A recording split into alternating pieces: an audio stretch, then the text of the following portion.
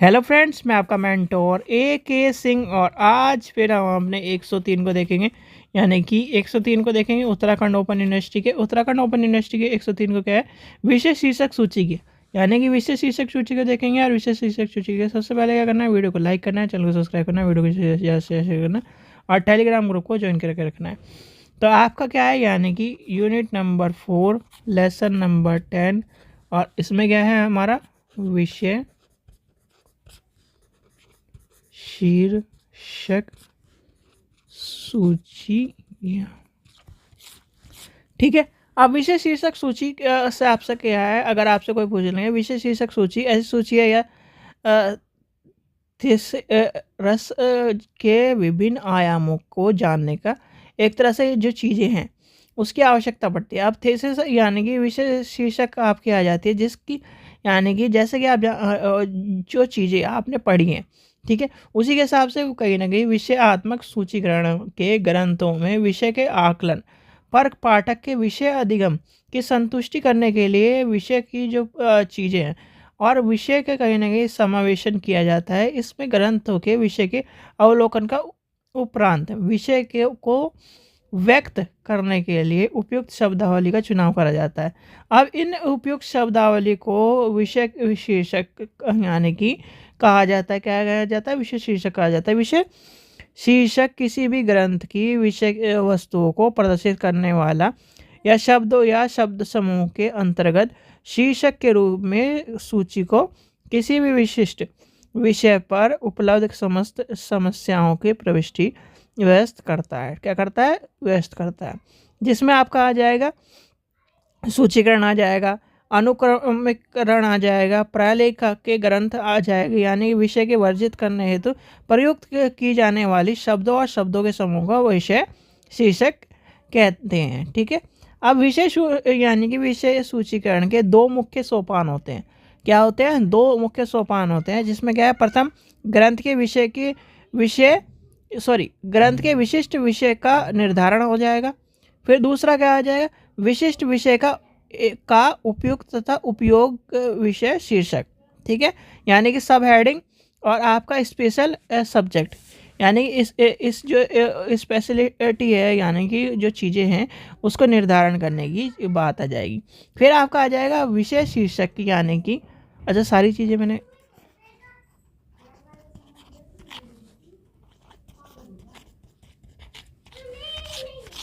ठीक है। अब विषय का यानी कि विषयों का क्षेत्र यानी कि स्कोप और समावेशन का परिवर्तन होना, यानी कि क्या करता है, यानी कि समस्याओं का सामना करने पर क्या है, यानी कि विषय शीर्षक को निर्धारण के मुख्य कुछ समस्याओं को सामना करना पड़ता है। ठीक है। तो उसमें क्या आएगा, विषय के क्षेत्र आ जाएगा, समावेशन की बात आ जाएगी, आपके यानी कि एक्सटेंस आ जाएगा, यानी कि विस्तारण आ जाएगा, संकुचन आ जाएगा और ओवरलैपिंग आ जाएगा, यानी कि अंतव्यापी। ठीक है। अब आ जाएंगे क्या है, विषय के नामावली, यानी कि नामावली आ जाएगी। अनेक विषयों के नाम एक से अधिक होते हैं, यानी कि अनेक विषयों के नाम एक से अधिक होते हैं।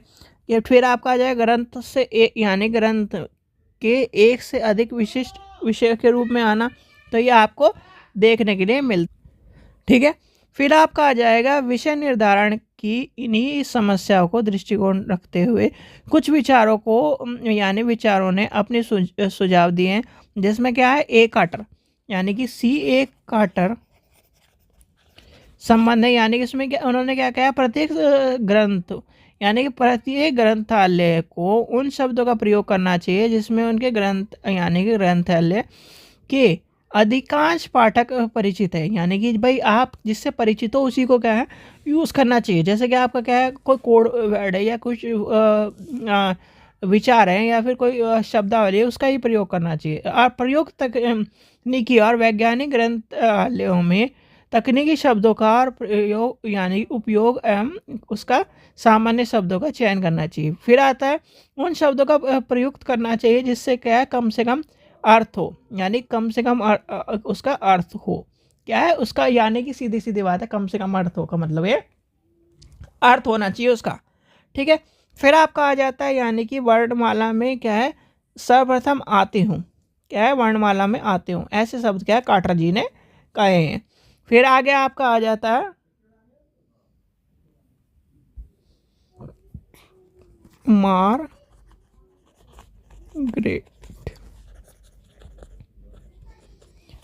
ने क्या कहा, इन्होंने कहा है कि शब्द का यानी कि शब्द का उपयोग करना चाहिए जो विषय सही सही प्रतिनिधित्व कर सकते हैं।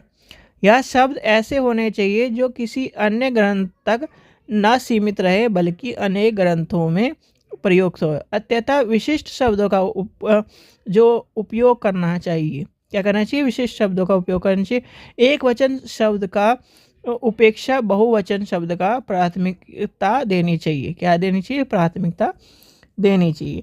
फिर आती है यानी कि बात विशेष शीर्षक यानी कि सूचीकरण के की संरचना। क्या, संरचना। अब संरचना में क्या आ जाएगा, यानी कि विशेष सूचीकरण की जो संरचना होती है, एक प्रकार के शब्दावली नियंत्रण उपकरण है। क्या है, शब्दावली नियंत्रण उपकरण। क्या है, शब्दावली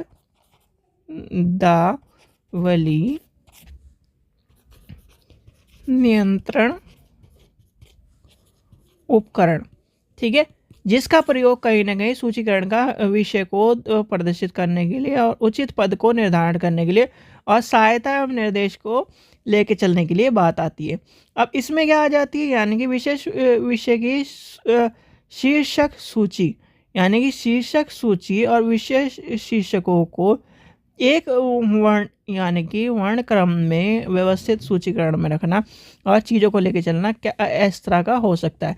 अब मानक विषय शीर्षक को मोटे अक्षरों में यानी कि बोल्ड फेस में दर्शाया जाता है, यानी कि यदि कोई पद प्रदर्शित मोटे अक्षरों में प्रदर्शित किया गया है तो उसे विषय क्या है, विषय शीर्षक के रूप में प्रयुक्त किया जाता है। किसके रूप में, विषय शीर्षक के रूप में। अब इसमें क्या बात आती है, इसमें कुछ बात आती है सी ऑल्सो, सी और सी ऑल्सो, यानी कि ऐसे पद सूची यानी कि सूची जिसमें जिसे यानी कि इसे भी देखिए, क्या करें, इसे भी देखिए। सी ऑल्सो निर्देश का निर्माण किया जाता है।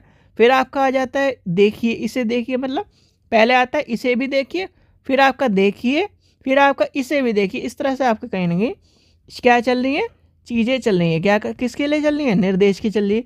भाई निर्देश के लिए चलेंगी तभी तो आप क्या कर पाओगे, चीज़ों को जान पाओगे, यानी कि क्या कर रहे हो, चीज़ों को जान पा रहे हो, ठीक है, चीज़ों को क्या कर रहे हो, जान पा रहे हो। फिर आपका आ जाएंगे यानी कि इसमें क्या आ जाएंगे, उप विभाजन में, यानी कि उप विभाजन क्या आ जाएगा, उप विभाजन का आपसे कोई बात आने लगे तो उप विभाजन, उप विभाजन, उप विभाजन में सबसे पहले क्या आ जाएगा, विषयक उप विभाजन, ठीक है। दूसरा आपका आ जाएगा जैसे कि पक्ष यानी पक्षी अंडे, फिर आपका आ जाएगा रूप उप विभाजन। दूसरा क्या आ जाएगा, हिंदी भाषा शब्दकोश। तीसरा क्या आ जाएगा, भौगोलिक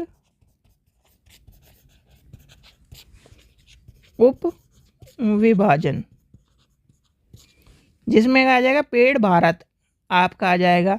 और आपका क्या है, जो चीज़ें यानी कि चेन्नई में कौन सा पेड़ है, मुंबई में कौन, इस तरह की चीज़ें आपको देखने मिले। फिर आपका आ जाएगा कालानुक्रम, यानी कि आपका 20वीं शताब्दी 21वीं शताब्दी उस तरह की बात आ जाएंगी। कालानुक्रम उप विभाजन, ठीक है। तो ये आपको देखने के लिए मिले, जैसे डाटा माइनिंग हो गया, डाटा नेटवर्क हो गया, कंप्यूटर हो गया, ये सारे आपको चीज़ें मिलेंगी। इस तरह से डाटाबेस सर्चिंग हो गया आपकी, ये सब चीज़ें आपको क्या है, देखने के लिए मिलेंगी, ठीक है। यहाँ तक आपको बात समझ में आ गई। फिर आती है यानी कि विषय शीर्षक सूची की उपयोगिता। क्या है, उपयोगिता। अब उपयोगिता में क्या है, यानी कि इसकी उपयोगिता क्या है, सबसे पहली बात आती है विशेष जो शीर्षक सूचीकरण का निर्माण कई सूचीकरणों को संयुक्त प्रयास से किया जाता है। किससे करा जाता है, संयुक्त प्रयास से। तो सबसे पहला पॉइंट क्या हो गया, संयुक्त प्रयास से करा गया। फिर आता है विषय जो शीर्षक सूचीकरण होता है, विषय शीर्षकों को के कोश से करा जाए के रूप में कार्य करता है। किसके रूप में? डिक्शनरी के रूप में कार्य करता है, कोश के रूप में काम करता है। फिर आपका आ जाता है यानी कि जो सूची के यानी कि सूचियों का निर्माण के समय पाठकों के अनुरूपता को ध्यान में रखते हुए करा जाता है। किसके रूप में? अनुरूपता को ध्यान में रखते हैं। फिर आता है ये बात, नेक्स्ट पॉइंट आता है, 3 पॉइंट आपको मैंने बता दिए, लिख लिए होंगे आपने। चौथा पॉइंट लिखिए कि विशेष शीर्षक सूची को मुख्यतः उपयोगिता के आधार पर यानी कि उपयोगिता के आधार पर और कहीं ना कहीं पाठकों के ऐसे किसी भी अन्य ग्रंथों को जो चीज़ें कहीं ना कहीं विशेष सूची में प्रयोग होने वाली है ग्रंथों की खोज यानी कि बड़ी आसानी से कर सके, खोज को क्या कर सके? आसानी से कर सकें, ऐसे होने चाहिए। फिर आती है बात कि जो कहीं ना कहीं जो चीज़ें यानी कि बोल्ड में यानी कि जो दर्शाई गई हैं उसे कहीं ना कहीं उसको क्या है? बोल्ड के और कहीं ना कहीं इस तरह से दर्शाया जाए। फिर आता है आपका नेक्स्ट आता है पॉइंट, नेक्स्ट आपका लिखिए विषय शीर्षक सूची से विषय शीर्षक चुनाव हेतु निर्देशक सिद्धांत। ठीक है, इसमें क्या आ जाएगा यानी कि जो कहीं ना कहीं भाई स्पेसिफिक जो चीज़ें हैं और डायरेक्ट एंट्री हैं वो आपके आ जाएंगी यानी कि विशिष्ट और प्रत्यक्ष प्रविष्टि यानी कि विशिष्ट और प्रत्यक्ष प्रविष्टि की बात आ जाएगी। सामान्य उपयोग करने की बात आ जाएगी यानी कि सामान्य उपयोग जो कहीं ना कहीं कॉमन यूज़र की बात है वो आपको देखने को मिलेगी। और एक रूपता यानी कि एक रूपता की बात आपको देखने को मिलेगी। क्या मिलेगी? एक रूपता शीर्षक की बात आपको मिलेगी। आपकी आ जाएगी रूप यानी कि रूप शीर्षक यानी कि फॉर्म कहीं ना कहीं हेडिंग की बात आ जाएगी और हेडिंग को लेके चला जाएगा। फिर आती है अंतर निर्देश यानी कि क्रॉस रेफरेंस की बात आ जाएगी यानी कि ये लिख लीजिए, मैं आपको बताता हूँ। सबसे पहले आपका आ जाएगा स्पेसिफिक एंड डायरेक्ट एंट्री, दूसरा आ जाएगा कॉमन यूज एज, तीसरा आ जाएगा यूनिफॉर्म,